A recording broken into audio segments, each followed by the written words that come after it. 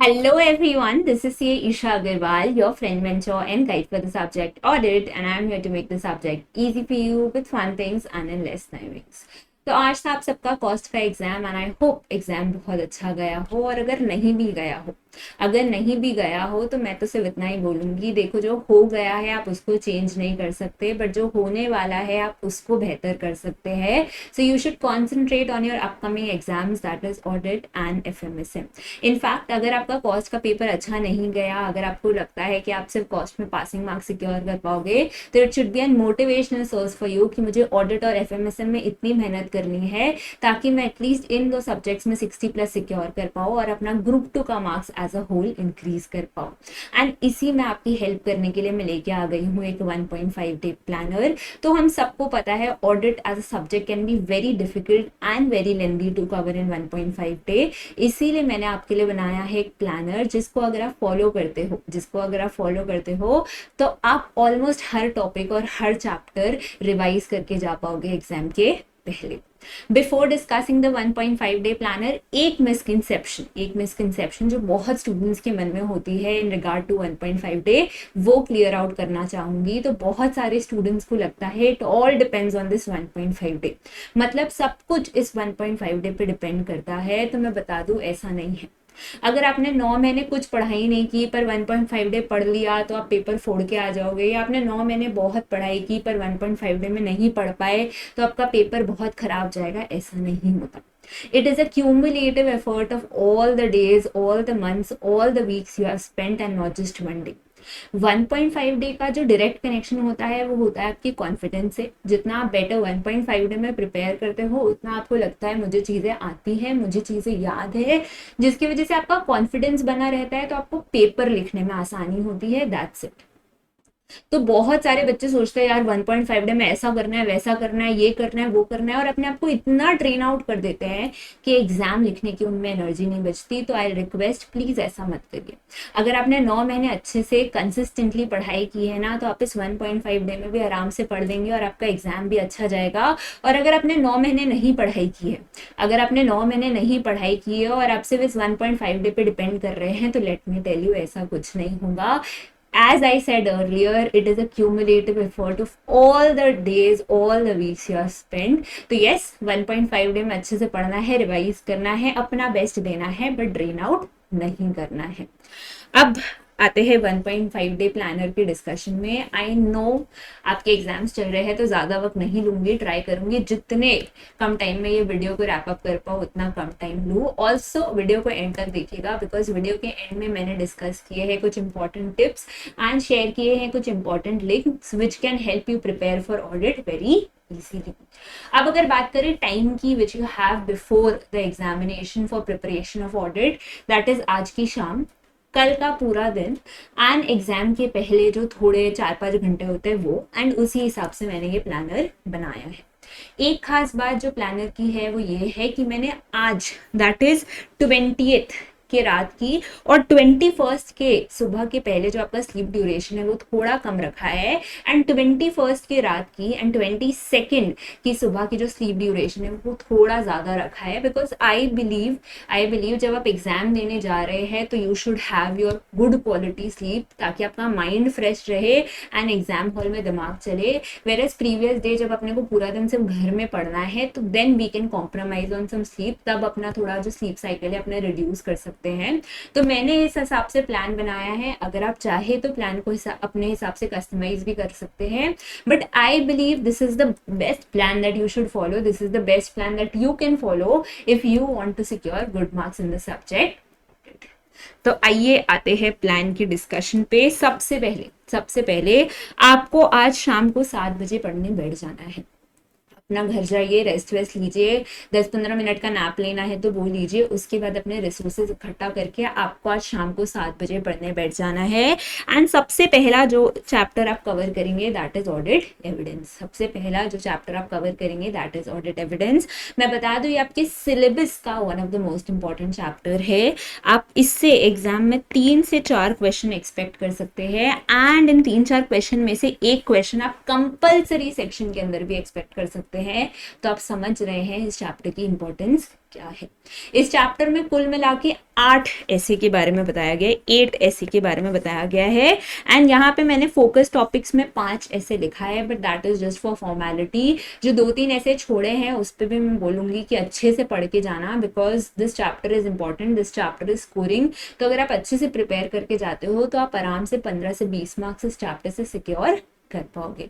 Ma'am हमें कितना time देना है इस चैप्टर को? तो आपको देने हैं 3 घंटे इस चैप्टर को, आपको देने हैं 3 घंटे इस चैप्टर को। तो जब भी हम कोई सब्जेक्ट स्टार्ट करते हैं ना, तो अपने को लगता है भाई फोड़ देंगे, अपने ही सब है, अच्छे से पढ़ लेंगे, अब एग्जाम में 60 पर आराम से आ जाएगा। तो आई वांट, जब आपका जोश हाई हो ना, जब आपका जोश हाई हो तो आप इंपॉर्टेंट चैप्टर्स में अपना वो एनर्जी डिवोट करें, ताकि जो इंपॉर्टेंट चैप्टर्स है वो आप अच्छे से करके जाए। तो इसलिए मैं बोल रही हूँ सबसे पहला चैप्टर जो आपको कवर करना चाहिए दैट इज ऑडिट। 3 घंटे इस चैप्टर को देने के बाद बच जाएंगे 10, एंड 10 बजे ले लेना चाहिए आपको ब्रेक। ब्रेक में आप अपना डिनर विनर जो आपको करना है वो कर सकते हैं। आई विल रिकमेंड डिनर थोड़ा लाइट करेगा, बिकॉज अभी आपको 2-3 घंटे और पढ़ने हैं रात को। तो जितना लाइट डिनर करेंगे उतना it will help you sustain through out the night. बाकी आपकी मर्जी। आधा घंटा का ब्रेक लेने के बाद बच जाएगा 10:30, एंड 10:30 आपको स्टार्ट करना है with your next chapter that is completion and review. 10:30 आपको स्टार्ट करना है with the next chapter that is completion and review. अब ये भी एक इंपॉर्टेंट चैप्टर है आपके सिलेबस का, एंड 2-3 क्वेश्चन आप इस चैप्टर से एक्सपेक्ट कर सकते हैं। इस चैप्टर में कुल मिला के 6 स्टैंडर्ड्स के बारे में बताया गया है, एंड यहाँ पे मैंने फोकस टॉपिक में 3 स्टैंडर्ड्स दिए हैं। इस चैप्टर में कुल मिला के 6 स्टैंडर्ड्स के बारे में बताया गया है, मैंने फोकस टॉपिक में 3 स्टैंडर्ड्स दिए हैं। तो पहले आपको ये 3 स्टैंडर्ड्स कवर करने चाहिए, एंड फिर रिमेनिंग 3 स्टैंडर्ड्स कवर करने चाहिए। क्या बोला मैंने? 6 स्टैंडर्ड्स है चैप्टर में, पहले ये 3 स्टैंडर्ड्स कवर करेगा एंड फिर रिमेनिंग 3 स्टैंडर्ड्स कवर करेगा। आपको इस चैप्टर को ये रिविजन में कितना टाइम देना है? तो आपको देने हैं 1.5 घंटे। आई फील 1.5 घंटे में आराम से ये चैप्टर आपका रिवाइज हो जाएगा। अब इस चैप्टर को खत्म करने के बाद बच जाएंगे 12, एंड बहुत बच्चे बोलेंगे चलो चलो sleeping time, but no, it's not your sleeping time yet. आपको एक और चैप्टर रिवाइज करके सोना है। और अगर मैं अभी कह दूं कि कोई स्टैंडर्ड वाला चैप्टर करना है, तो बहुत बच्चे सोने जा चुके होंगे। जैसे मैं बोल दूं कि स्टैंडर्ड वाला चैप्टर कवर करना है, बहुत बच्चे सोने जा चुके होंगे, क्योंकि बहुत सारे स्टूडेंट्स को स्टैंडर्ड्स वाले चैप्टर्स नहीं पसंद है, because they are more on the technical side. तो यहाँ पे मैं कोई भी स्टैंडर्ड वाला चैप्टर आपको करने नहीं बोल रही, मैं बोल रही हूँ कि एक बार बैंक ऑडिट कर लो, एक बार बैंक ऑडिट कर लो, क्योंकि बैंक ऑडिट ईजी है, स्टैंडर्ड कोई भी नहीं है, तो टेक्निकल कम है, कॉन्सेप्चुअल ज्यादा है। एंड मैंने देखा है सारे स्टूडेंट्स को ऑलमोस्ट ये चैप्टर तो पसंद होता है। तो 12 बजे एक अपने को लास्ट चैप्टर करके सुना है दैट इज बैंक ऑडिट। कितना देर लगेगा इस चैप्टर को करने में? मात्र 1.5 घंटे, ओनली 1 hour 30 minutes लगेगा, एंड आराम से आप ये चैप्टर कवर कर पाएंगे। अब अगर बात करिए चैप्टर को रिवाइज कैसे करना है, या चैप्टर रिवीजन का तरीका क्या है, तो सबसे पहले आपको इस चैप्टर में कवर करने एडवांसेस, जो कि मोस्ट इंपॉर्टेंट पार्ट है इस चैप्टर का, जिससे ही मोस्टली क्वेश्चन आते हैं। तो सबसे पहले आप कवर करेंगे एडवांसेस, फिर जो इंट्रोडक्टरी पोर्शन है कि बैंक ऑडिट में क्या होता है, बैंक ऑडिट का अप्रोच क्या रहता है, बैंक ऑडिट में क्या क्या प्रोसीजर्स रहते हैं, वो कवर करेंगे। एंड लास्ट में जो है रिपोर्टिंग रिक्वायरमेंट्स कवर करेंगे। मैंने क्या बोला? बैंक ऑडिट में सबसे पहले आप कवर करेंगे एडवांसेस, उसके बाद बैंक ऑडिट अप्रोच, एंड उसके बाद reporting requirements.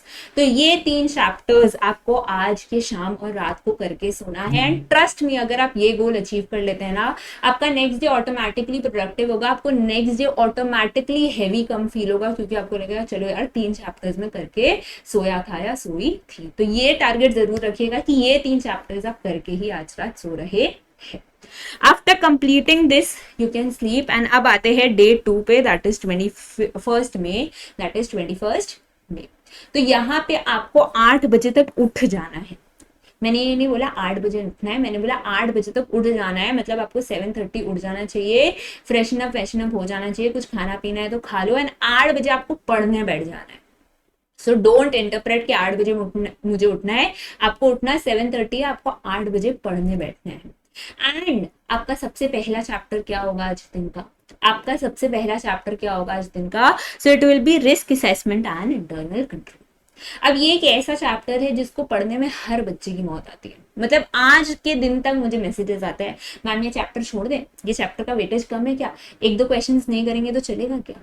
This is one chapter where every student in India faces problem. तो सुबह सुबह जब आप उठे हो, जब आपका कॉन्सेंट्रेशन लेवल हाई है, तो प्लीज ये चैप्टर करके निपटा लो, क्योंकि अगर बाद के लिए रखोगे ना तो ये चैप्टर कभी भी होगा ही नहीं, ये चैप्टर कभी भी होगा ही नहीं। और ऐसा तो नहीं है कि एग्जाम में क्वेश्चन नहीं आएंगे, 2 से 3 क्वेश्चन तो आएंगे, तो चैप्टर करके तो जाना है। तो बेस्ट तरीका यही है कि उठते ही सबसे पहले ये चैप्टर कर लो। कितने घंटे देने चाहिए मैम इस चैप्टर के रिवीजन में? 2 hours is more than enough. 2 घंटे दे दो और इस चैप्टर को रिवाइज कर लो। मैंने इंपॉर्टेंट या फोकस टॉपिक्स यहाँ लिखे हैं, तो जब आप ये चैप्टर पढ़ रहे हैं तो इन कुछ टॉपिक्स पे ज्यादा ध्यान रखिएगा, क्योंकि इन टॉपिक्स से अभी क्वेश्चन आने के चांसेस थोड़े ज्यादा है। 2 घंटे इस चैप्टर को पढ़ने के बाद बच जाएंगे 10, एंड 10 बजे you can take your first break for the day. And इस चैप्टर को पढ़ने के बाद ब्रेक जरूरी भी होगा, क्योंकि ऐसा सर फट रहा होगा, वो आप सोच रहे होंगे यार क्यों पढ़ रहा हूँ मैं ऑडिट। तो take the much needed break, चाय कॉफी ब्रेकफास्ट जो आपको करना है कर लीजिए। आई रिकमेंड कि अभी तक अगर आपने बाथ नहीं लिया है, नहाया नहीं है, तो प्लीज नहा लीजिए, बिकॉज एक नहाने से क्या होता है ना, एक फ्रेशनेस आती है which will help you sustain through the day. तो आई रिकमेंड कि इस ब्रेक में आपको नहा लेना चाहिए, बट बाकी आपकी मर्जी, आपका ब्रेक है, जैसे आप चाहे स्पेंड कर सकते हैं। तो 30 मिनट्स का आपको लेना है ब्रेक, एंड फिर वापस पढ़ने बैठ जाना है एट 10:30। 10:30 जो आपको चैप्टर कवर करना है that is ethics and terms of audit engagement. अब ये एक इंपॉर्टेंट चैप्टर है, क्योंकि ये एक न्यूली इंट्रोड्यूस चैप्टर है इन द न्यू सिलेबस। क्या मैंने बोला, ये इंपॉर्टेंट चैप्टर है because this is a newly introduce chapter in the new syllabus. तो इसको आपको बहुत ध्यान से पढ़ना है, क्योंकि इससे अभी इंस्टीट्यूट क्वेश्चंस पूछ रहा है, both in the descriptive and the MCQ section. MCQ section में अगर क्वेश्चन आता है इस चैप्टर से, तो usually it is from threats to independence. और अगर डिस्क्रिप्टिव में इस चैप्टर से क्वेश्चन आता है, तो 2 क्वेश्चंस आते हैं इस चैप्टर से। एक होता है आपके एथिक्स के पार्ट से, और दूसरा होता है आपके स्टैंडर्ड्स के पार्ट से, यानी SQC 1 ऐसे 210 या ऐसे 220 में से किसी एक स्टैंडर्ड से क्वेश्चन आता है। तो ये चैप्टर एज अ होल बहुत इंपॉर्टेंट है।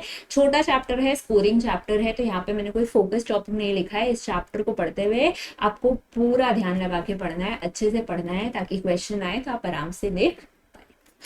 इस चैप्टर को कंप्लीट करने के बाद, इस चैप्टर को 1 घंटे में कंप्लीट करने के बाद, नेक्स्ट जो आपको चैप्टर कवर करना है that is audit documentation at 11:30। आपके पूरे सिलेबस का सबसे छोटा चैप्टर है, तो आधा घंटा में आराम से फटाफट रीडिंग लगा के आप ये चैप्टर खत्म कर सकते हो। आधा घंटे से ज्यादा देने की जरूरत नहीं है। इस चैप्टर से आपके एग्जाम में 1 क्वेश्चन आएगा, उसकी भी कोई गारंटी नहीं है, तो आधे घंटे से ज्यादा इस चैप्टर को देने की जरूरत नहीं है। यानी 11:30 to 12 में आपको ऑडिट डॉक्यूमेंटेशन खत्म कर लेना है। एंड नेक्स्ट 12 बजे बिफोर योर नेक्स्ट ब्रेक आपको कवर करना है audit strategy, planning and program. Now this is a very important chapter. क्योंकि 2 से 3 क्वेश्चन तो आएंगे इस चैप्टर से, प्लस ये 2 से 3 में एक क्वेश्चन जो है वो आपके कंपल्सरी सेक्शन में भी आ सकता है। क्या बोला मैंने, 2 से 3 क्वेश्चंस तो आएंगे इस चैप्टर से, पर इन 2 से 3 में से एक क्वेश्चन ऐसा भी हो सकता है जो आपके कंपल्सरी सेक्शन में आ सकता है। तो ये चैप्टर बहुत इंपॉर्टेंट है, एंड इस चैप्टर में कोई पैटर्न नहीं है जो इंस्टीट्यूट फॉलो कर रहा है कि वो सिर्फ स्ट्रैटेजी से क्वेश्चन पूछ रहा है, या प्लानिंग से क्वेश्चन पूछ रहा है, या प्रोग्राम से क्वेश्चन पूछ रहा है। वो मिक्सअप करके तीनों चीजों में से क्वेश्चन पूछ रहा है। तो यहाँ पे भी अगेन कोई फोकस टॉपिक नहीं है, पर आपको इस चैप्टर को बहुत अच्छे से पढ़ना है, because you can't afford to miss marks in the compulsory section. And दूसरे एरियाज में भी इस चैप्टर से क्वेश्चन आते हैं, तो आपको वो अटेम्प्ट करना चाहिए। तो ये चैप्टर आपको बहुत अच्छे से, बहुत ध्यान से पढ़ के जाना है। कितना टाइम देना है इस चैप्टर को? 1.5 घंटे देने। कितना टाइम देना है? 1 hour 30 minutes आपको इस चैप्टर को देना है। ये चैप्टर कवर करने के बाद बन जाएंगे 1:30, एंड आप अपने दिन का दूसरा ब्रेक ले सकते हैं। इस ब्रेक में आप लंच कर सकते हैं, अपना नैप ले सकते हैं, जो भी आपको जैसे भी स्पेंड करना है, अपना 30 मिनट्स का ब्रेक टाइम आप स्पेंड कर सकते हैं। अब ये ब्रेक जो होता है ना, वो बहुत अजीब सा ब्रेक होता है। ये ब्रेक बहुत अजीब सा ब्रेक होता है। आपका मन करेगा यार 1 घंटा सो जाओ, आपका मन करेगा यार 15-20 मिनट फोन चला लूं, आपका मन करेगा यार टीवी देख लूं। तो ये ब्रेक में आपको अपने आप पे टफ बनना है, अपने आप को कंट्रोल करना है एंड अपने आप को रिमाइंड करना है कि भाई कल मेरा एग्जाम है और मैं आधे घंटे से ज्यादा का ब्रेक अफोर्ड नहीं कर सकता। तो this break is very important for you कि आपको अपने आप पे कंट्रोल रखना है एंड ये ब्रेक आधे घंटे की होनी चाहिए, 1:30 to 2 की होनी चाहिए, उससे 1 मिनट ज्यादा नहीं होना चाहिए। 2 बजे आफ्टर द ब्रेक आपको कवर करना है next chapter, that is audit report and कारो 2020। इस चैप्टर को आपको रिवाइज करने में 2 घंटे लग जाएंगे एंड अगर रिविजन सीक्वेंस की बात करें तो सबसे पहले आपको कवर करना है इस चैप्टर में कारो 2020, फिर जो इंपॉर्टेंट स्टैंडर्ड्स लिखे वो कवर करने हैं एंड फिर रिमेनिंग पार्ट कवर करना है। मैंने क्या बोला, सबसे पहले आपको इस चैप्टर में कवर करना है कारो 2020, फिर जितने भी इंपॉर्टेंट स्टैंडर्ड्स लिखे वो कवर करना है एंड उसके बाद जो रिमेनिंग पोर्शन है वो आपको कंप्लीट करना है। 4 o'clock after completing this chapter आपको करना है अपने स्टैंडर्ड्स का last chapter revise, that is nature, scope and objective of audit. ये बहुत बेसिक सा सिंपल सा चैप्टर है, इसमें बेसिक आपको स्टैंडर्ड्स का इंट्रोडक्शन दिया गया है, तो चैप्टर बहुत इजी है। प्लस क्योंकि ये फर्स्ट चैप्टर होता है सिलेबस का, तो बहुत सारे बच्चों को इसके सारे कॉन्सेप्ट, सारी चीज़ें बहुत अच्छे से याद होती है। तो मुझे नहीं लगता 1 घंटे से ज़्यादा आपको इसको रिवाइज करने में लगेगा, because most of the students remember everything in this chapter, क्योंकि ये मोस्ट क्लासेस में सबसे पहला पढ़ाया जाता है, तो सब बच्चों को ये चैप्टर आराम से अच्छे से याद होता है। इनफैक्ट अगर मैं जिस भी स्टूडेंट से मिलती हूँ उसको बोलता है वो सेकेंड चैप्टर से मैम दिक्कत स्टार्ट होती है, फर्स्ट चैप्टर में सब कुछ याद है। तो मुझे नहीं लगता आपको 1 घंटे से ज़्यादा लगेगा इसको रिवाइज करने में। रिविजन सीक्वेंस की बात करें तो सबसे पहले आपको अश्योरेंस एंगेजमेंट कवर करना है, फिर कवर करना है इनहेरेंट लिमिटेशंस, फिर कवर करना है स्कोप एंड फिर आना है रिमेनिंग पोर्शंस में। क्या बोला मैंने, सबसे पहले अश्योरेंस एंगेजमेंट कवर करेंगे, फिर इनहेरेंट लिमिटेशंस, फिर स्कोप एंड फिर रिमेनिंग पोर्शंस। क्लियर है? अब अगर आप इस प्लानर की ब्यूटी देखें, तो बाई 5 PM ऑफ 21st में आपके most of the chapters revise हो चुके होंगे। अगर आप प्लानर के हिसाब से ही चलते हैं तो बाय 5 PM ऑफ 21st में आपका 70% जो है पोर्शन कंप्लीट हो चुका होगा। एंड वो एग्जाम के पहले जो अचानक से एंजाइटी हिट करती है ना शाम को, यार मैंने कुछ नहीं किया, मेरा कुछ नहीं हुआ, कल एग्जाम कैसा जाएगा, कैसा पेपर आएगा, वो सब एंजाइटी से आप फ्री रहेंगे, वो सब स्ट्रेस आपको नहीं होगा, क्योंकि आपने इतना major chunk of the syllabus complete कर रखा है। तो आई रिक्वेस्ट इसी तरीके से प्लानर फॉलो करिएगा, आपको एंजाइटी स्ट्रेस भी नहीं होगा। 5 बजे आफ्टर कंप्लीटिंग दिस चैप्टर आपको ले लेना है अपना टी और कॉफी ब्रेक एंड 15 मिनट का ब्रेक लेना है। अब आपके पास 2 चैप्टर कवर करने को बचे हैं, audit of items of FS and audit of different kinds of undertaking, जिसमें पहले जो है आपको audit of items of FS cover करना है, because this is comparatively more important chapter. अब ये एक ऐसा चैप्टर भी होता है जो मोस्ट ऑफ द स्टूडेंट्स सोचते हैं छोड़ के जाएंगे, मतलब 60 to 70% ऑफ द स्टूडेंट्स की मेंटालिटी यही होती है कि ये चैप्टर छोड़ के जाना है। बट अगर आप इंस्टीट्यूट का पास्ट पेपर्स देखें इन द न्यू सिलेबस, तो मैं बता दूं इंस्टीट्यूट हर टर्म में मिनिमम 3 क्वेश्चन इस चैप्टर से पूछ रहा है, एंड अगर आप 15 मार्क का जो चैप्टर है वो छोड़ कर जाना चाहते हैं तो वो तो आपकी मर्जी है, वरना आपको पता होगा 15 मार्क का importance in a paper like audit क्या है। तो आई नॉट रेकमेंड कि ये चैप्टर छोड़ के जाइए, क्योंकि अगर आप ये चैप्टर छोड़ के जा रहे हैं तो आप फ्री फोकट में 15 मार्क छोड़ के जा रहे हैं। ठीक है मैम, नहीं छोड़ के जाते, अगर नहीं छोड़ के जाना है तो करना कैसे है? तो मैंने एक 17 डे सीरीज अपलोड कर रखी है YouTube channel of Naveen classes पे, जिसमें मैंने सारे आइटम्स को डिस्कस किया है, नोट्स भी अटैच किए गए हैं, नोट्स भी आपके लिए अवेलेबल है, तो सब कुछ फ्री है। तो I recommend you to watch that series once. जिसने एक बार भी आइटम्स ऑफ एफएस का चैप्टर नहीं कर रखा है, अगर वो सीरीज सुन के जाता है तो कल को एग्जाम में क्वेश्चन आता है तो एटलीस्ट जितना सुना है उससे लिख पाएगा। फर्दर जिसने आइटम्स ऑफ एफएस का चैप्टर पढ़ रखा है एंड रिवीजन के लिए सोच रहे हैं, तो उनके लिए भी ये सीरीज परफेक्ट है, क्योंकि मुझे नहीं लगता इतने कम टाइम में आप खुद से रिवीजन कर पाओगे। इतने कम टाइम में इतने अच्छे से आप खुद से इतना रिवीजन नहीं कर पाओगे जितना आप उस सीरीज से कर पाओगे। अगर टोटल सीरीज का ड्यूरेशन बोलूँ तो 5 आवर्स का है। अगर आप इसको 1.5x में सुनते हैं तो आराम से 3 आवर्स में कवर कर पाएंगे। तो आई विल डेफिनेटली रिकमेंड कि वो 17 डे सीरीज सुन के जाइए। एग्जाम से आके आप मुझे डेफिनेटली थैंक यू बोलेंगे कि हाँ मैम एटलीस्ट सीरीज सुन के गए तो क्वेश्चन अटेम्प्ट। तो आइटम्स ऑफ एफएस के लिए आपको कुछ नहीं करना है, वो 17 डे सीरीज सुननी है। जिन्होंने पहले नहीं कर रखा है उनको अच्छे अच्छे से एक एक वर्ड देखना है ताकि कल को एग्जाम में क्वेश्चन आए तो वो कुछ कुछ चीजें लिख पाए। और जिन्होंने पढ़ रखा है उनको रिविजन पर्पस के लिए वो सीरीज देख के जानी है। इसको करने के बाद बच जाएंगे 8:15 and you can take the last break of your day, that is 30 minutes का आप डिनर ब्रेक ले सकते हैं। And 8:45 you will be left with just one chapter to cover, that is audit of different kinds of undertakings। अब इसके लिए भी मैंने एक रिविजन वीडियो अपलोड कर रखा है चैनल पे एंड वो सिर्फ 1.5 घंटे का है। Yes you heard it right, सिर्फ 1.5 घंटे में हमने पूरा चैप्टर रिवाइज कर लिया है।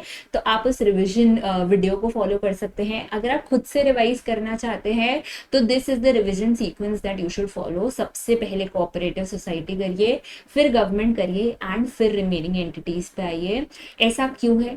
ऐसा क्यों है? क्योंकि government and cooperative societies are important. इन दोनों एंटिटीज से एटलीस्ट एक क्वेश्चन तो आता ही है। And the bad part is कि ये थोड़े टेक्निकल है, तो अगर आप इसको नहीं पढ़ के जा रहे हैं ना तो आप खुद से बना के नहीं लिख पाएंगे। तो जब भी आप ये चैप्टर रिवाइज कर रहे हैं सबसे पहले government and cooperative societies cover करिए एंड फिर अदर एंटिटीज पे आइए, क्योंकि अदर एंटिटीज के जो प्रोसीजर्स है ना वो थोड़े लॉजिकल टाइप से, वो थोड़े लॉजिकल टाइप से। यार सिंपल सी बात समझो, सिनेमा में जाके पेशेंट रजिस्टर तो नहीं देखोगे, हॉस्पिटल में जाके जो चेक इन चेकआउट रजिस्टर है वो तो नहीं देखोगे, स्कूल में जाके जो है बैंक का रजिस्टर तो नहीं देखोगे। तो जो प्रोसीजर्स है वो लॉजिकल टाइप है और कल को एग्जाम में क्वेश्चन आता है तो मुझे लगता है मोस्ट ऑफ द बच्चे बना के लिख के आ पाएंगे in case of other entities, but that is not the case for government and cooperative societies. And जब आपको पता है कि गवर्नमेंट एंड कोऑपरेटिव सोसाइटी से एक क्वेश्चन पूछा जाएगा तो वाई वेस्ट द मार्क्स। जब भी रिवाइज करें पहले गवर्नमेंट और कोऑपरेटिव सोसाइटी करें एंड फिर रिमेनिंग एंटिटीज पे आए, वरना our revision plan is up, आप उसको भी एक बार देख सकते हैं। Once you are done with this chapter, मुझे लगता है 2 घंटे से ज्यादा लगेंगे नहीं, और आप इस रिविजन वीडियो को देख रहे हैं तो 1.5 घंटे से 2 घंटे लगेंगे, उससे ज्यादा आपको लगना नहीं चाहिए इस चैप्टर पे। Once you are done with this it's time to sleep and then comes the D day, the exam day, that is 22 May. Once you are done with this आप आराम से सोने जा सकते हैं। नेक्स्ट डे आपको उठना चाहिए 7 बजे। जैसा मैंने कहा स्लीप ड्यूरेशन मैंने ज़्यादा रखा है इस टाइम का, क्योंकि I want you all to have that good quality sleep so that आपका माइंड फ्रेश रहे एंड जो एग्जाम टाइम में हम चाहते हैं आपका दिमाग चले वो एक्चुअली वहाँ पे चले। तो आप आराम से 7 बजे तक उठ सकते हैं। अगर आपका कोई भी टॉपिक्स छूट जाता है या कोई भी टॉपिक्स रिवाइज करना रह जाता है तो सबसे पहले उसको प्रायोरिटी दीजिए, वो टॉपिक्स रिवाइज करिए। बट अगर प्लान के हिसाब से आपके सारे चैप्टर्स कवर हो जाते हैं इन द प्रीवियस डे, आपके सारे चैप्टर्स रिवाइज हो जाते हैं, तो अभी 7 बजे उठ के आपको क्या करना है, आपको रेफर करना है डे बिफोर एग्जाम क्वेश्चन। आपको रेफर करना है डे बिफोर एग्जाम क्वेश्चन। इसका पीडीएफ मैंने ऑलरेडी टेलीग्राम ग्रुप पे शेयर कर रखा है। डे बिफोर एग्जाम मैराथन के डिस्क्रिप्शन बॉक्स में इनका लिंक दिया गया है, फिर भी मैं इस वीडियो के नीचे भी लिंक दे दूंगी। तो आपको ये day before exam questions refer करके जाने चाहिए, बिकॉज मेरी बात मानो ऑडिट में क्वेश्चंस का बहुत लोचा है, ऑडिट में क्वेश्चंस का बहुत लोचा है। हर स्टूडेंट एग्जाम हॉल से निकल के यही बोलता है मैम मैंने पढ़ा तो वो था, मैंने रिवाइज भी किया था, बट मुझे क्वेश्चन ही नहीं समझ में आया कि क्वेश्चन क्या मांग रहा है, क्वेश्चन किस पार्ट से है, क्वेश्चन कौन से चैप्टर से है। So it is very very important to practise a few questions और to at least see a few questions before going to the exam hall, and the day before exam question is exactly for that purpose. तो ये जरूर refer करके जाइए। जो भी remaining topics है पहले उनको प्रायोरिटाइज करके कंप्लीट करेगा एंड फिर डे बिफोर क्वेश्चंस रेफर करके। So this is the 1.5 day plan. अब कुछ बातें जो मैं आपके साथ डिस्कस करना चाहती हूँ so that your preparation for audit becomes easier, your preparation for audit becomes smooth. सबसे पहला if you are starting any chapter, complete that chapter and then only move to the next chapter. तो बहुत सारे ऐसे बच्चे होते हैं कि अगर एक चैप्टर में 10 टॉपिक है, 8 टॉपिक कर लिया एंड सोचा यार 2 टॉपिक जो है ना वो एग्जाम हॉल में जाने से पहले देखेंगे, वो एग्जाम वाले दिन देखेंगे, वो कल देखेंगे। But you do not know कि शायद कल और परसों आपको वो रिविजन का टाइम ही नहीं मिले, शायद कल और परसों आप वो रिविजन का टाइम ही स्पेस आउट नहीं कर पाओ, और अल्टीमेटली आपको वो टॉपिक ही छूट जाए, so do not make this mistake. पूरा चैप्टर कंप्लीट करने के बाद ही दूसरे चैप्टर पे जाए। 10 मिनट एक्स्ट्रा लग रहा है तो लगने दीजिए, but complete the chapter and then move on to the next chapter. Trust me, this tip is going to help you a lot. अगर आप ये फॉलो करते हैं ना तो आप देखेंगे आपका मैक्सिमम कवरेज हुआ है एंड आप बहुत ज्यादा कॉन्फिडेंट है, क्योंकि जो आपने कवर किया है यू आर श्योर कि हाँ चलो ये मैं कवर करके गया हूँ, और जो आपने नहीं कवर किया वो आपको पता है चलो यही चैप्टर मैंने कवर नहीं किया, बाकी चैप्टर का सारा टॉपिक्स में कवर करके गया। तो whenever you are starting any chapter, पूरा उसको कंप्लीट करो and then only move to the next chapter. Next, do not panic. तो थ्योरी सब्जेक्ट्स में बहुत ज्यादा होगा एंड आपके साथ भी ये कुछ इस 1.5 दिन में होगा कि आप कोई चैप्टर खोलेंगे ना तो आपको कोई टॉपिक याद नहीं आएगा, आपको वो टॉपिक रिकॉल नहीं होगा। इनफैक्ट आप इतने ब्लैंक हो जाओगे कि आपको यही नहीं समझ में आएगा ये टॉपिक क्लास में कवर हुआ था, ये सर या मैम ने कवर कराया था। तो उस केस में you do not have to panic. उस केस में सबसे पहले स्ट्रेस मत लीजिए। तो मैम क्या करना चाहिए, तो जो रिमेनिंग टॉपिक्स है उस चैप्टर के वो कवर करिए एंड फिर दोबारा उस टॉपिक पे आइए जो आपको याद नहीं आ रहा था, उसको एक बार रीड करिए, हो सकता है अब आपको याद आ जाए।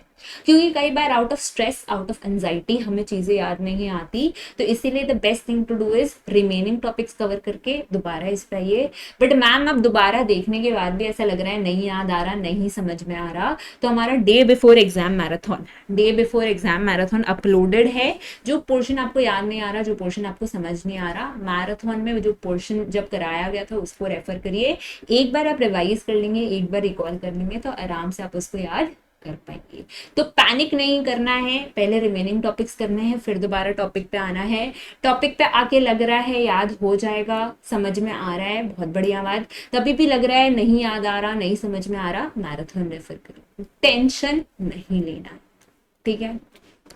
Day before exam questions please refer करके जाइएगा। मैंने जैसे बोला कि बच्चों का यही लोचा है कि पढ़ के गए थे पर क्वेश्चंस नहीं समझ में आया, कौन से टॉपिक से था ये नहीं समझ में आया। तो I don't want any of you to feel that regret कि मैं पढ़ के सब कुछ गया था पर मेरा पेपर इसलिए अच्छा नहीं गया क्योंकि मुझे क्वेश्चन नहीं समझ में आया। तो इसके लिए please please please refer day before exam, day before questions before going to the exam. ये मेरी रिक्वेस्ट है एंड ट्रस्ट मी, अगर आप ये फॉलो करते हो ना आपको खुद एग्जाम हॉल में दिखेगा कि हाँ ये कितना बेनिफिशियल, ठीक है। The last point is paper analysis video को बिफोर प्रिपरेशन एक बार रेफर करिएगा एंड गुरु ज्ञान वीडियो को एक बार रेफर करिएगा before going to the exam hall. मैंने क्या बोला, प्रिपरेशन के पहले एक बार पेपर एनालिसिस वीडियो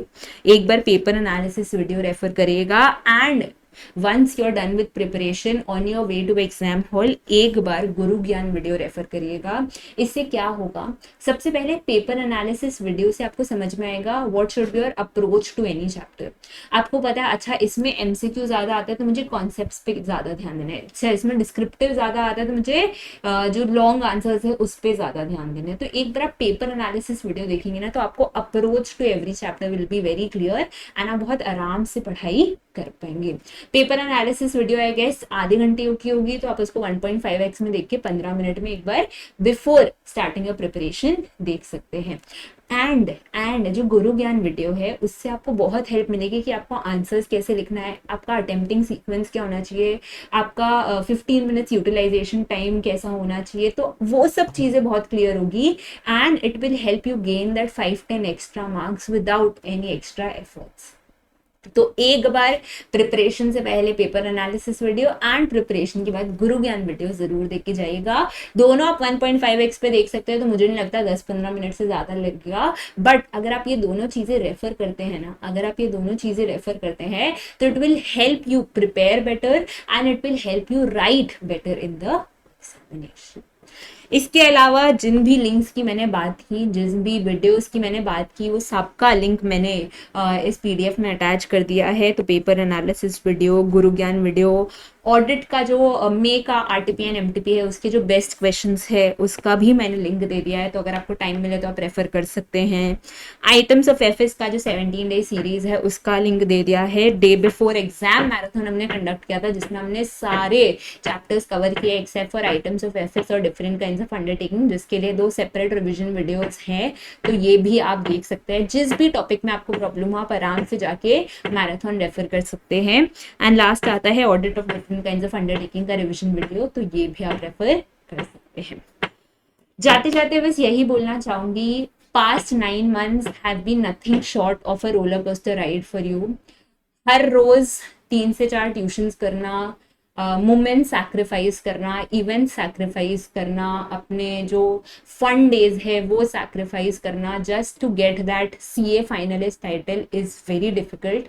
जहाँ आपके कॉलेज के दोस्त जो है वीकेंड्स में बाहर जा रहे थे, आप वीकेंड्स में भी 3 से 4 ट्यूशन कर रहे थे, there was no difference between your weekends and weekdays in the past 9 months। तो I will just tell you that don't let all of this sacrifice get ruined just for that 1 or 2 papers which didn't go as per your expectation। आपने इतनी मेहनत की, इतने सारे sacrifices किए, तो बस वो 1-2 पेपर जो आपके एक्सपेक्टेशन के हिसाब से नहीं गए उसको रुइन मत करने दीजिए। Let this sacrifices sustain and just give your best.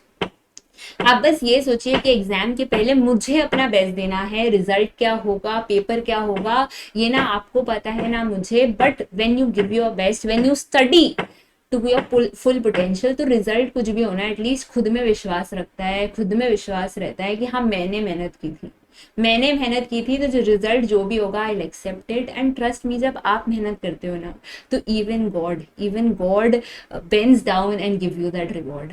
जब आप मेहनत करते हो, आप सच्चे तरीके से मेहनत करते हो ना, तो वो पूरा universe comes together and gives you that result. तो मेहनत करना मत छोड़िए, पेपर कैसा भी गया हो, नेक्स्ट पेपर में ये सोच के जाइए कि मुझे अपना बेस्ट देना है। And that is it from my side. I hope आपको 1.5 डे प्लानर अच्छा लगा हो। I hope all the videos that we have uploaded on the channel वो आपको एग्जाम के पहले हेल्प करे। एंड साथ साथ में डिस्क्रिप्शन बॉक्स में मैं टेलीग्राम का लिंक भी दे रही हूँ, तो अगर आपको कोई भी डाउट आ रहा है इन 1.5 डे, आप टेलीग्राम पे क्लिक करके मुझे मैसेज कर सकते हैं and I will be happy to answer. Thank you, wishing you all the best for the examination. Paper जैसा भी हो आपको अपना बेस्ट देना है। एंड अगर मेरी मानो तो मैं तो यही चाहती हूँ हर बच्चे के बहुत अच्छे मार्क्स आए हर सब्जेक्ट्स में। Thank you.